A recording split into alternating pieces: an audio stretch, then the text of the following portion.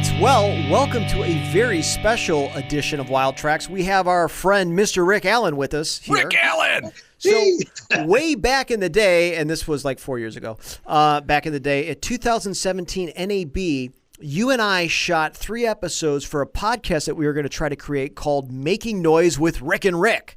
Do you remember that?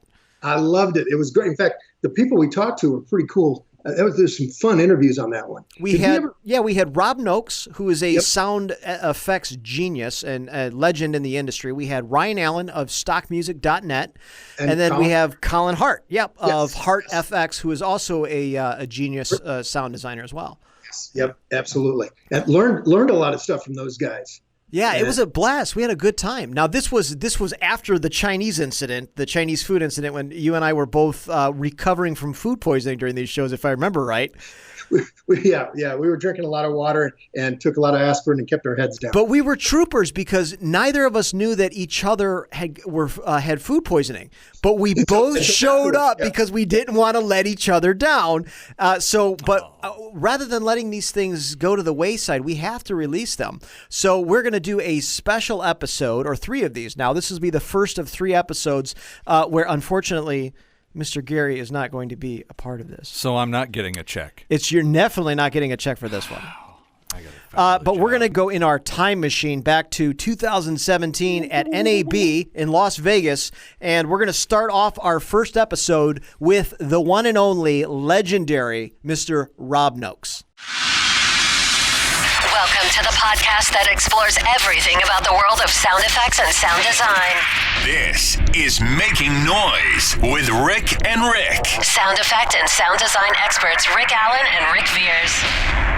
Live from the NAB this year at the Tascam booth, it is just Making Noise with Rick and Rick, a podcast about sound design, sound effects.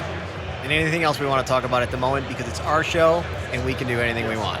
You have to introduce our guest today, because this is a guy who I have admired for years and years and years, and I know you have too, and I can't believe he is nice enough to come by and talk to us. We got lucky, because we're in Vegas, and Vegas is all about being lucky. Today we have with us Rob Noakes. I'm going to go ahead and just say this. You're the godfather of online sound effects. You started SoundDogs.com, which was the first online sound effects store, correct? Yeah, 1997. I started in 1996. 1996. Oh my gosh, that's when I was just getting into it.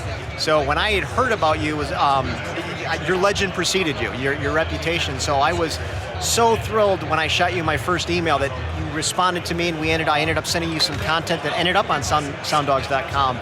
So thanks for coming out to the show, man. Oh, my pleasure. Thanks for having me. Yeah, well, let's start the show. Do you know what? I talk about this like with my wife a lot. Situational IQ. You know what that is? I'm betting I'm going to. Okay. So if you're either upset or excited, or your IQ can drop. So where you don't think clearly because you're either upset or excited, angry, like for example. Well, in this case, I was excited. I was in Kazakhstan, a remote part of Kazakhstan, with nomads, and they said, "Oh, come! There's camels, and 2 of the camels are having sex." And so there's this ring of camels. You mean to say they were humping? They were. Oh, did you see what I did there? It's going to be another one of those shows. It's going to be a long show, folks. All right, continue. Okay, so I get out my Tascam. It's a 680, right? Yeah. So I get that. I'm like, oh my god, this is gonna, like, I'm thinking Star Wars monsters. It's gonna be the greatest thing ever. And I'm literally media away, like an arm's length away. Have my mic, my 191 out, and I'm recording the camel, making all these crazy sounds, and I'm like, oh, this is the greatest sound ever, right? And then I look down, and I'm on input. Oh! And then I go going to record, and I got the last half of it, but I'm just like... So you only got the part where they were like having the cigarette? No. I mean, I still got like, a minute or something. I don't remember exactly how long, but... But the good part of that story is that's a minute more than anybody else got. Yeah. Well, that is true. See, look at you being Mr. Positive. Yeah. Flip that around. So, and then the moral of the story was, my driver says something to my interpreter in Kazakh, and says, the interpreter goes to me, he said, you're lucky the male camel wasn't jealous because he would have ripped your arm out of your, socket with his teeth. And I was like, maybe someone could have told me that before. Oh my God! So apparently, then camels are like Wookiees. They just rip your arms out of the sockets. Yeah, they get jealous and they'll just do it. Yeah. That could have been the sound that you were most famous for at your funeral. Thank God. Sound effects recording. A recordist getting his arm ripped off. It would probably end up sounding like the Wilhelm scream. I'm assuming. Well, there is a funny scream. I do have a funny scream recording.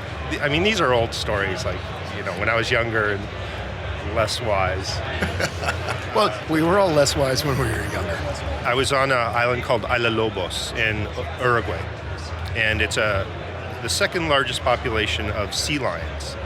So they have 3 distinct islands. There's the family island where the bull males have up to 7 wives. And then there's another beach for like the younger sea lions, and then there's the single male part of the island. So I went to the single male part of the island to get their sounds, which are more like these deep growls and groans. So I walked up to this big single male sea lion. He had to be 1,500 pounds. And I walked up to him with a boom, and he went, "Urgh." And as I walked a little closer, "Urgh," and then he turns his head, and then he starts booking after me, and there's like me, So the scientist guy who ran the island, because you can't go on the island, he's like laughing and just like, because he was like an old guy who knew better. And right. So it was, yeah. Of course, he didn't tell you until after the fact, right? Well, he spoke Spanish, and my Spanish is still quite poor. So you were probably warned several times. Yeah, there's lots of fun stuff. Rob, when did you get started in sound effects recording? How? Well, when I was young, like 8, 9 years old, I started with plastic ice cream pails and fiberglass and making drums and 1-string guitars. And you guys done that when you were kids. Absolutely. Yeah. I had a cardboard drum set where I had cardboard boxes set up perfectly like a drum set. Yeah, absolutely. So that was when I was 8, 9, 10, and then when I was in my teens, I had an Amiga computer, a Commodore 64, a Tascam Porta 5, and I was doing stuff like, I'm just trying to think who people maybe, not as good as Brian Eno, but like Brian Eno with a little bit of Pink Floyd. And it wasn't musical because it was all performed like lots of feedback loops and digital delays and stuff like that. So more musical performance art kind of. Yeah. Einstürzen die Neubauten, a little bit of that in there. So, for people like SPK, this was kind of stuff I was into. And David Bowie, the trilogy albums. So it's, if you want to hear it, I can send you a little piece over. That would be fantastic. You hear 15-year-old Rob Noakes making some noise. Dude, that would be so awesome. Yeah. So when did I start with sound effects? I was working at a place called Masters Workshop in Toronto. I was on Rexdale Boulevard. It's no longer there, but they were a well-known studio. Paul Massey worked there, the well-known re-recording mixer. Andy Nelson, Greg King of Sound Dogs, now King Soundworks was also there. A lot of great people came out of Masters Workshop. So I got a job there as an assistant. A gentleman by the name of Terry Gordica hired me, and I was excited because he worked on Second City TV. So I was working in ADR, and one day it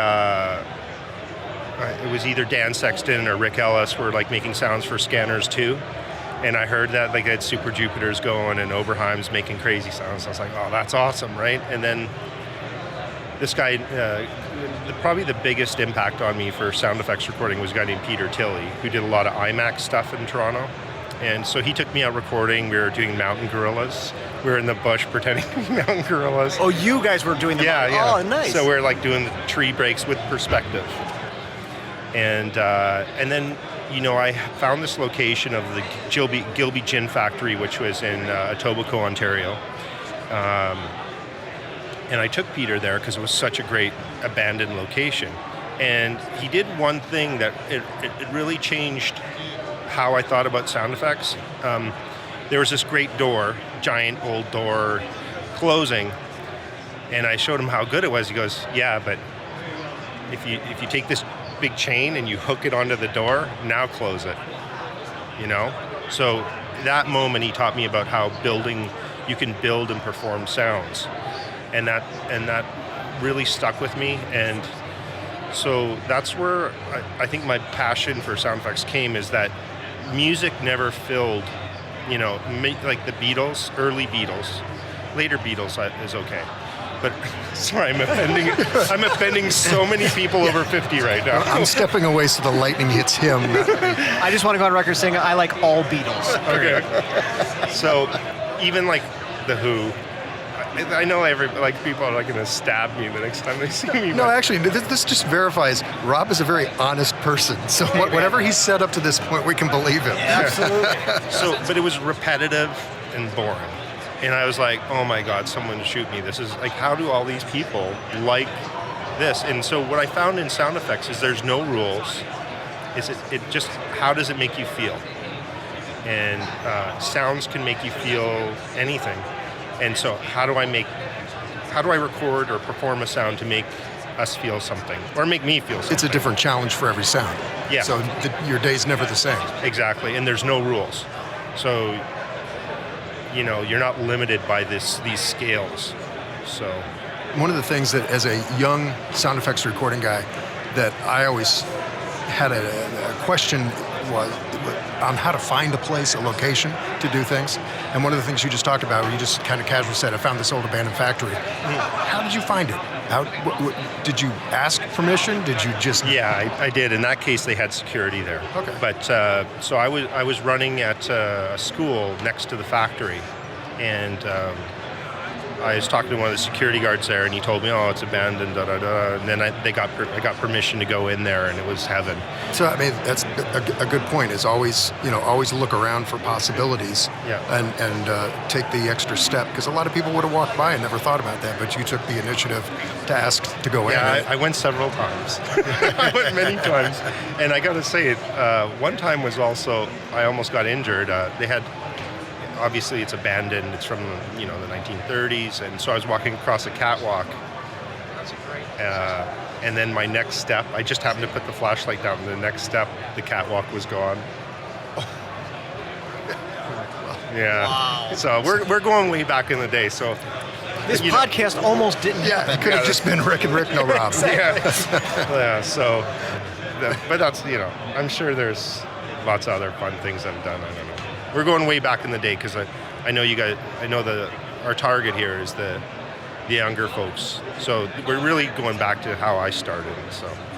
Well, yeah, that brings up a good point. Like when I first got started, you were, and still are, obviously legendary. So I knew who you were just from reputation. So the first time I reached out to you, I think it was through email or something, and I was like so jazzed that you responded. You were really cool about it. We ended up doing. I think I sent you some content for sounddogs.com and all that.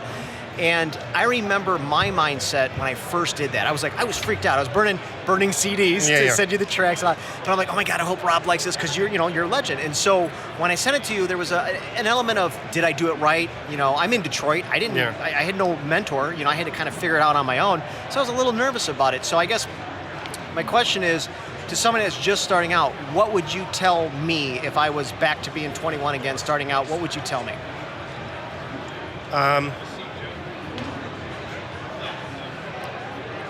Well, I guess I would ask you if you're really motivated or by sounds, or excited by sounds, because there's very few people I've met in my life that, like, I see sounds in my head. I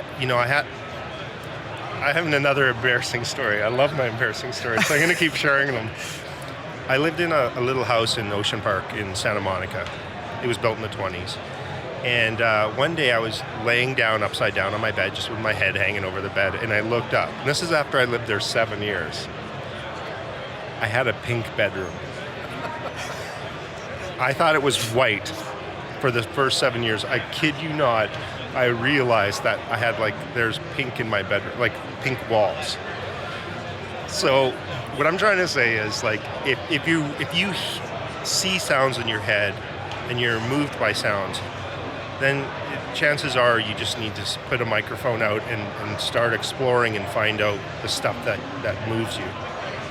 So I don't know how many people are a lot of people won't know until they try it. I mean, it's like the neat opportunity these days is with the inexpensive handhelds and things like that. Oh my God, yeah. You can try it. I mean, you can get out there and do it, and I think the three of us here and your willingness to tell your stories, your embarrassing stories, and Rick and I will tell our embarrassing stories at some point in time.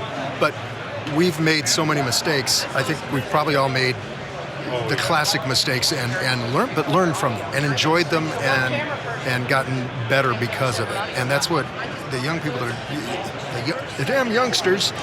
But you know, if you're starting out with a handheld recorder, you're going to make some mistakes. Go ahead, you learn from it. If you don't learn from it, then you're probably not going to survive. But the experimentation is with the equipment nowadays. The experimentation is what makes it so exciting. Like we were doing an IMAX movie, and I put like a Tascam recorder on a RV or like a RC vehicle, and you know they're flying this RC vehicle around, and that ended up being in some IMAX movie about space in the lander or something. I don't remember which one it was, but you can do that kind of stuff with the equipment nowadays. Not so much in the early 90s, mid 90s. When I first, when the handheld recorders first came out, my immediate thought was, well, this is obviously, not good for any kind of practical purpose, but it's just nice to have for whatever. Yeah. Until one day, and this was, 10, 15 years ago, I was chatting with Mark Mangini. Yeah. And we were at Tadeo, and he was on the stage, and he was telling me a story about how they were in the middle of a mix. They literally had this is their last day. They were missing one sound. Somebody set a pencil down on the desk. I can't remember what it was, something simple. And they were like, well, they're not going to call and have a Foley artist go in and do this one sound. So he said he literally grabbed a Zoom recorder and he just dropped it and performed it on the dub stage, on the mixing board. And he said they just flew it right back into the mix, and then bam, they were done. And I looked at it, and I can't remember what movie it was, but it was something I had seen. And I'm like, wait a minute. You telling me a sound effect in this movie was with the handheld recorder? And he goes, it doesn't matter what you use, it just matters how it sounds. Yes. And that's when the light bulb clicked for me. I'm like, oh yeah, you know what? It does come down to content is king, not how you do it. Technique always trumps technology. one of the points is you go back and listen to, I mean, I've been doing this, unfortunately, longer than you guys. But when I was starting out, it was analog tape. And, you were hauling an agger out to the middle of nowhere and that sort of thing. And the equipment was limited, and the entrance into the job was limited because the equipment was so expensive. So unless you got an internship or you really pushed yourself, you weren't going to get a job in this industry. But now it's open and available to anybody, and that kind of gives a lot of people a chance to try it. And the final sound, it doesn't matter if it came, it's, as you said, the final sound is all that counts. I can tell you some of the stuff that I've done on cruddy old gear back in the day that was legitimate. But you figured out a way to do it. And thinking outside the box, I think Rob was valid point is you've got to just experiment, think outside the box, and try anything. And if it sounds good, then it's okay. Yeah. Nobody can tell you you can't use that. A recent example is Smurfs 3. I was in Uruguay. This is just last year, and Rob Septon, the sound designer, says, "I need more birds of prey. I need more birds of prey." So I'm like sitting there going, "Okay." So I had a Zoom H2 in my cupboard that hadn't been used in like 10 years. So I got out the Zoom H2. I had a windsock. I wrapped it around it, and then I got to work, and I recorded 2 hawks, and then vultures, and then like these smaller vultures, like chirp, chirp, chirp. And I didn't tell Rob, I just but I had to figure out how to get close enough to use the limitations of the recorder to get a clean signal and fight wind and noise. But picking the right sound and getting a good enough signal or a good mic perspective or technique, blocking wind with your back when you're that kind of stuff. Picking the right sound is more important than anything. And then after that, comes so pick the sound, mic technique, and then the recorder. And make sure that you're recording. Yeah, make sure you're recording. But I mean, those sounds came out very good, and they're $24.96. And now you have limitations on the preamp, but the sounds were still good, and they still were used in the movie. So, for example, all the Tascam gear we're looking at could easily, just having good selections and good perspectives, can be used for movies. How do you learn the right perspective, the right choice? Well, I have a very simple rule in my head. There's good sounds and there's bad sounds. It's really complicated. You're going to have to explain that for me. Okay. So if you get a good sound, the perspective is right? No. What I'm saying is, okay, if, for example, if I'm recording you, I want my mic pointed at you, but now where's the bad sound? So then, say, for example, the bad sound's behind me. Well, I guess it's behind me now, but if I was standing on the other side of you, and there's all these people behind me, I would move to this position, so I would have the bad sound at my back and the good sound in front.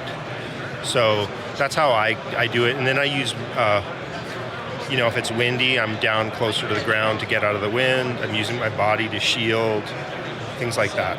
So there's all these little techniques you can do to give you a little edge.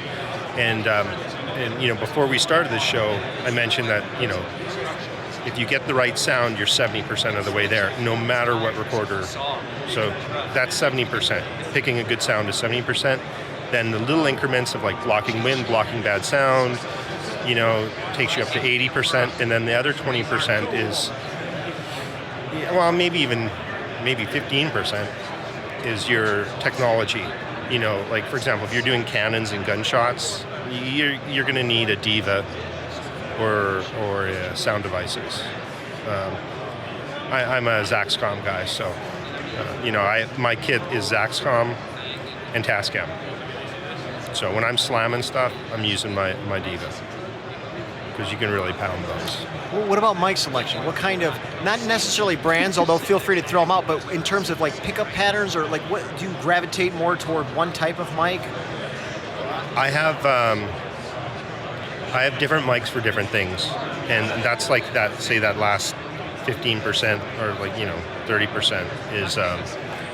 So I have my favorite mic is all-purpose is the Neumann 191, and then I have 5 Neumanns. Explain to that what the pickup pattern and all that is. Well, the pickup pattern is variable. It's a single point microphone that's stereo. So you can make it figure 8, you can go 150, you can go down to 60 degrees mono. So if you're trying to isolate a sound, you go narrow, okay? So say 60 or 70 degrees, I can't remember what it is off the top of my head.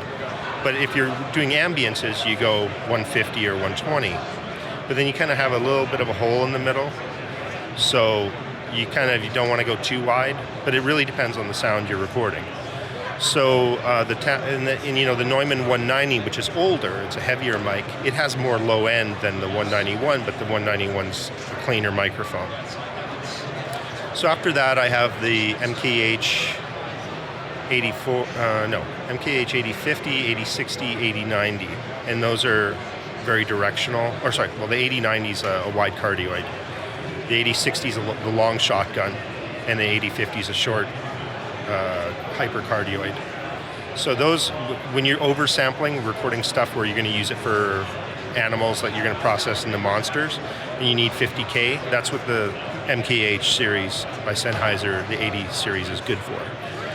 I've recorded with the 50, and that's a beautiful sounding mic. Yeah. It's very true. It's a very flat, true microphone. So now getting back to the Neumann, I should mention too, and Charles Maines taught me this. And Charles, he also worked on Smurfs. Yeah. Yeah. So Charles Maines is a superb sound effects recordist. So I learned from everybody. So I'm going to talk. He told me, he goes, Rob, why don't you just go in MS and use the shotgun? And it never occurred to me, right? So I don't. This isn't even that long ago. This is like 10 years ago. It's like, so. Yeah, but then at the same time, in your defense, it did take you 7 years for you to figure out the color of your own room. So, yeah. And then I remember I was working on this movie. I won't go into the movie, but so the guy says to me, "Why are you doing your fades like that?" And he says, "You should be doing your fades like this way." And I just said, "You know why I do my fades like that? Because it sounds good." And he was so focused on like being technical. I was like, whatever. So like this is one of the problems I had when I was a young assistant, like in my early 20, 21, 22. When I didn't gravitate towards dialogue or ADR for this very reason, is that they were so rigid and technical.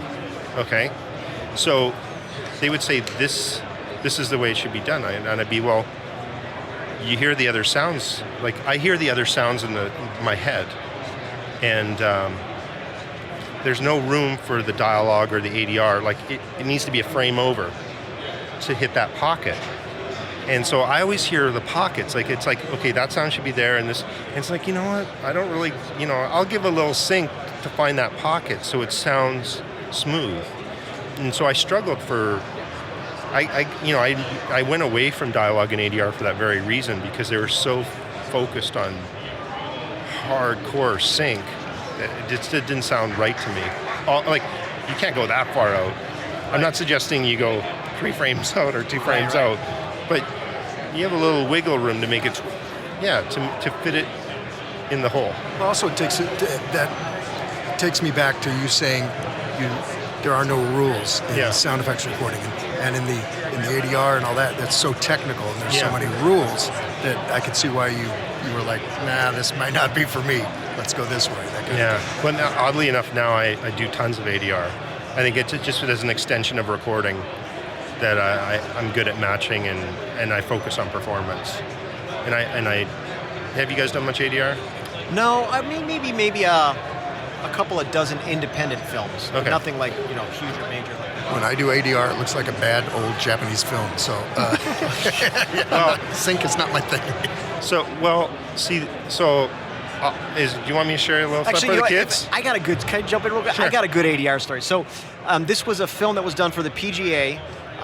And it was a short film, 5-minute film, 2 characters, and for whatever reason, the director had decided to shoot the dialogue or shoot the scene right next to a fountain. So literally, it's like, hey, let's have this really emotional, dramatic scene next to a waterfall. So the entire thing was. And so I'm like, guys, first off, what are you thinking? 2, I'm like, we have to ADR this whole thing. He's like, don't worry, we'll bring the actors in. So. There was a guy and a girl. Girl came in. It was a 5-minute piece, and every single line, it was like a cartoon. We had to replace every single piece of dialogue. We go to the guy, and I am not exaggerating. He did the entire film in one straight take. Every time we would go to cut to a scene, he would do it the first time. We recorded backups just in case, but I'm not kidding. We used everyone. The guy was just a machine. He had rehearsed it and was like, when he came into the studio, he was ready to rock. And I've never seen anything like that in my life. I'm guessing he was a theatrical actor? Yes, he was actually, yeah. Yeah, theatrical actors, professional singers, and people that study literature are by far the best loopers, because they have control of the language. And theater actors project. They have the ability to project and know their lines. And so theater actors, that's easy with them. But for the young people listening to this show, I would say if you're recording actors, you learn how the actor thinks and how their brain works, like how they work best, and work with them to get them in a spot where they're comfortable to recreate the performance. Like historically, the engineers like stand in this spot, don't stay on the mic, like a dictator, right? Right. And then it's like, I'm gonna roll back 10 seconds, and you're gonna hear 3 beeps, and then you do your line, and it's just like, so they're not reading into their lines, they're not performing, they're not moving. Depending on what type of actor it is, you really need to give them the freedom to recreate the performance and get rid of all that technical stuff. So that would be a case of the engineer forcing situational IQ. So the actor comes in and with one mindset, then all of a sudden they're panicked because they've got all these technical things being thrown. Well, the actors sometimes they don't know, and they're just doing what they're told. And they think, well, this person must know what they're doing, so I'm just going to try to help them and do what they're asking, but it's really limiting their acting. So what I try to do when I loop actors and the people that work for me is, figure out how the actor's thinking, get them, like method actors should always move. They should do their performance, their moves, their steps, and they should be going along and don't even care about sync, because you can, with the tools today, sync's so much easier to get. It's performance, and the actor getting to that spot with freedom of movement or freedom of thought or talking over themselves, or it's just however that actor works, adapt to them. Thanks for coming by, making some noise, because that's what it's all about. Making noise with Rick and all you crazy people out there that are willing to listen. And Rob, thank you for making noise today. My pleasure, guys. Thank you for having me. Make some noise. Thanks for listening to Making Noise with Rick and Rick. Keep an ear out. Another episode is never that far away.